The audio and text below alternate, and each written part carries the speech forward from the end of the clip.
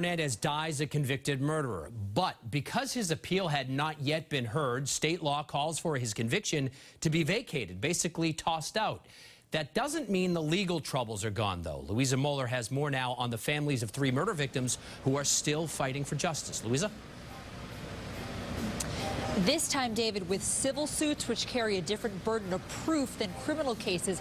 At the same time, the victims' families are still dealing with the emotional burden of their own loved ones' deaths. That he never likes for anybody to die. Through a translator, Safiro Furtado's father told reporters he takes no joy in the suicide of Aaron Hernandez. I'm very surprised, and he never thought that that Aaron Hernandez would reject his own life. His attorney reiterating the pain is still raw for 2 families after Hernandez was acquitted just days ago of the 2012 murders of Safiro and Daniel De Abreu in Boston's Theater District. Their sons were special people. You have pictures of them there in front of you. They were buried together at Mount Hope Cemetery side by side. And the hunt for legal justice continues in the form of 2 wrongful death lawsuits, which will proceed against Hernandez's estate. We don't know what the status is of any assets.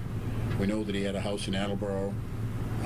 We know that he was supposed to get certain bonus money from the New England Patriots. We don't have any comments on this. Family of Odin Lloyd chose privacy Wednesday. I forgive the hands of the people that had a hand in my son's murder. His mother, Ursula Ward, had those powerful words after the former Patriots star was convicted of Lloyd's murder. Now, an attorney for Ward says her wrongful death suit will move forward as well. I think that she believes that Odin's looking down on her, and whatever happened, it happened for a reason. Now, if and when Hernandez's conviction for the Odin Lloyd murder is vacated, the attorney for the Furtados says the Patriots may be contractually obligated to pay Hernandez's estate $3.5 million in bonus money that was stopped when he was arrested. Live in Boston, Louisa Moller, WBZ News.